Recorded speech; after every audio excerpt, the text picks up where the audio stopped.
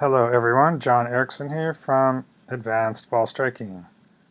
We just finished up the 2023 Masters, and as usual the distance debate rages on, and Augusta added extra yards to the 13th hole, which brought the golf course over 7,500 yards, and the golf course was playing about 6,900 yards from going back to the 1940s all the way into the 1990s, which we'll take a look at. The golf ball is going about almost 20% farther than it used to. So the average 250-yard drive at 20% takes a tour average to 300. The longest hitter from the early 80s, Dan Pohl, 274 yards. We add 20% of that, we're going to come out around 320 yards, and we see that in the early 2000s, 2003, 4, 5, 321, 318, so around 320 yards going back now almost 20 years. Here's Rory McIlroy, 326, number 2, this is current as of now, 320, Cameron Young, 316, tour average 297, so really not a lot of change happening in the last 20 years. People are talking about it like it's suddenly a new story and we've got to do something about this. This is really 20 years ago that this was happening in the early 2000s. So if we take a look at Augusta National here, 6,900 in the 1940s on the card, we can see that pretty clearly. So here we are in 1986, Nick Price shooting his record 63, the course playing at 69.05. And then if we look 10 years later, 1996, Greg Norman shoots 63 and the course is playing 69.25. So virtually unchanged, and virtually unchanged from the 1940s. Now if we go back to 1967, we actually see the course playing longer. Here's Palmer and DiVincenzo playing the signed card, April 8th, 1967. The course is playing at 69.80, so it's actually playing longer than it was in the late 90s. Okay, so since we just watched the Masters here, let's take a look at the golf course from the 1940s through the, roughly the 1990s, mid to late 1990s. And so a championship golf course is usually 4 par 5s, 4 par 3s, and 10 par 4s. So usually you're going to have a couple long par 5s that would be 3-shot holes, and that would be the case here at Augusta. The 2 on the front 9 are meant to be 3-shot holes with the lengths there. And then you're going to have 2 kind of go for it, risk and reward type par 5s, and those happen to be on the back 9, so kind of adds for the dramatic effect there. The par 3s at Augusta here, you'd have 1 long one, 2 mediums, and 1 short. So what I mean there is long meaning 2, 3, or 4 iron approaches. Mid-range, medium length holes would be 5, 6, and 7 iron, and your short holes would be 8, 9, and wedge. For your par 3s on your par 4s. So again, the par 3s, you're going to have 1 long one, 2 mediums, and a short. And then the par 4s, 4 short, 3 medium, and 3 long, meaning 2, 3, and 4 iron approaches. The 3 longs on this course would be the 5th hole, and number 10, and number 11. So if we take a quick look at the scorecard, the first hole was meant to be a short par 4. When I say short, 400 yards or less. Long is usually, the 400 up to, 440. In this case, 435. We'll call that the 5th hole. The second hole, meant to be an unreachable 3-shot par 5 at 555 yards. That was meant to be a 3-shot hole there. The third hole, you've got a short par 4, and then followed by a long par 3, which is kind of a nice way to open up the golf course. You got a short opening hole, then you got a par 5, and then a short par 4, and then you're kind of warmed up by then, and you're gonna pull out a long iron on the 4th hole. So that's kind of a nice way to set up a golf course. And then you got the 5th hole, long par 4. You're gonna come in there with typically a long iron, long to mid iron in there. And then you've got a medium length par 3, what was a short par 4, number 7, followed by a 3-shot hole par 5. Maybe some of the longer hitters would try and go for it there. Didn't have any bunkering around the green, so it's kind of meant to try and smash a couple shots and see if you can run one up. But pretty much a 3-shot hole was the intentions there. And then the 9th hole being a medium length to slightly long. Could fall in either category. I mean, I'm just kind of estimating here, but typically you're going to have, of the 10 par 4s, you're going to have three long ones, 3 short ones, and 4 medium length ones, which is pretty much what's happening here at Augusta. Now, if we go to the back 9, we've got 2 long par 4s, 10 and 11, a little downhill, so the yardages are, even back in the 1940s, the 10th hole was 485 yards, and the 11th 455. So long irons coming in there. But the beauty of the 10th was that if you can work it around the corner to the left, you can kind of catch that down slope and get rewarded. If you can actually work the ball off the tee and catch that slope, then you could come down in there and maybe get a mid iron into that hole. But it certainly wasn't meant to be hitting short irons into. And then of course the 12th, the short par 3, and then we come to 13, of course, the risk and reward par 5, one of the great holes there, and a mid length for the 14th, and a risk and reward shot on the 15th, a par 5. And then you've got a medium length par 3, the 16th, a short par 4 on the 17th, and kind of a medium length finishing hole up the hill. So it plays quite a bit longer than that. The 405 really kind of would typically play maybe 425 or 30 or something. So that's kind of how the course was set up from the 1940s into the 1990s. So kind of 50, 60 years, the course basically unchanged.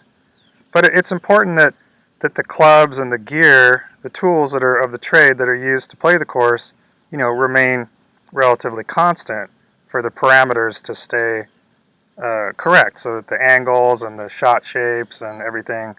But that's all completely gone out the window now, which I think is really a shame. I just can't believe that any of the original people involved in making Augusta, or any of the classic courses for that matter, would look upon this fondly as what has happened. But so if we look at the distance, well, the first hole, you can see over here in red, they've added 45 yards to the first hole.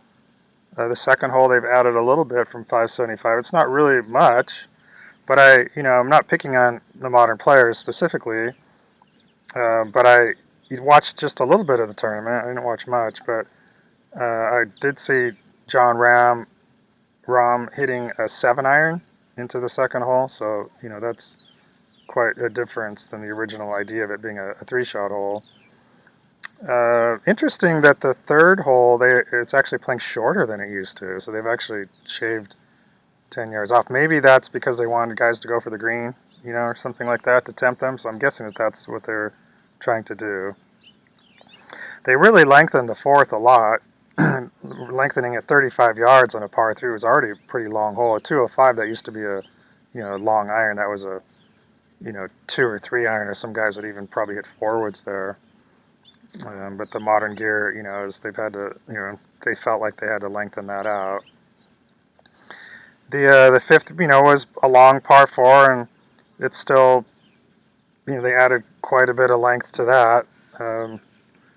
50 yards there they've added, and guys are still hitting short irons into that hole. The sixth has been left the same. Interesting. That's kind of one of the holes that's been untouched here. The seventh hole, they've made it quite a bit longer, 90 yards longer. So it was a short par four, and now it's 450-yard hole. So quite a difference there. And the eighth, they've added quite a bit of length there also, going from 535 to 570, and a little bit of length, 25 yards on the ninth. So it's still kind of it's a short hole now, but it was a medium length par four with the original intentions. Now if we move over to the back nine, not much change in the 10th hole. They added a little bit, moved the tee back 10 yards. 11, they really have lengthened that out considerably. Almost 70 yards, 65 yards they've added there. The 12th plays exactly the same, 155. And then, of course, they've added, quite a bit, almost, 90 yards they've added to the 13th. I guess that's why they had to spend the $25 million to buy some land from the Augusta Country Club next door. So then we move over to the 14th, and they just added a little bit of length, not a whole lot, but they just tried to do something there. And then they've added length, of course, to number 15 to try and bring some kind of risk and reward back into that. The 17th has remained unchanged. I'm sorry, the 16th has remained unchanged, and the 17th, they've added a little bit. A short par four. It's still a short par four. Hole's not playing a whole lot different than it did. And then the 18th, they've added quite a bit of length, I guess, to try and make it more dramatic finishing hole. So clocking in at 75 over 7,500 yards from 69.05, which was basically from the 40s through the 90s to the mid 90s, and then it's been escalating ever since and getting up to 7,500 yards. So that brings me to the ball. That's what everyone's talking about now, rolling back the ball. But I just don't agree with the ball. I don't agree with that being the problem. And I'll say that because if we're looking at the ball, the golf ball is traveling with a driver, when they're looking at those tour stats, we're talking about the average PGA Tour driver of the golf ball and the longest driver of the golf ball. About 20% difference between Dan Pohl and the guys in the early 2000s. So from 276 up to 320, we're looking at 20% increase for the longest hitters. But then we're looking at the tour average going from around 250 up to around 300. So about 20%, just a little bit under, but just roughly about 20% farther. Now, the reason that I'm going to make the argument that it's not the ball is that if I take out, well, let's say when I was playing, I would hit 150-yard shot was a hard 8-iron for me. Kind of a smooth 7 or a hard 8 from 150. Now, 20% is going to put me at 180. So I should be hitting my 8-iron 180 yards now with a modern ball or Pro V1 or whatever you want to give me a golf ball that's going to go 180 yards off my 8-iron. I'm playing classic gear, so I'm playing 1950s irons, but that's basically the same clubs that were I played into the 1980s. Even when I was on tour in the 1990s, I would hit the I was playing a Max Fly Pro Specials irons.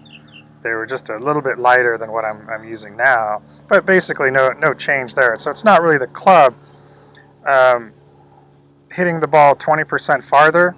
No, I don't hit the ball 20% farther with my irons, and I don't hit the ball 20% farther off a persimmon driver.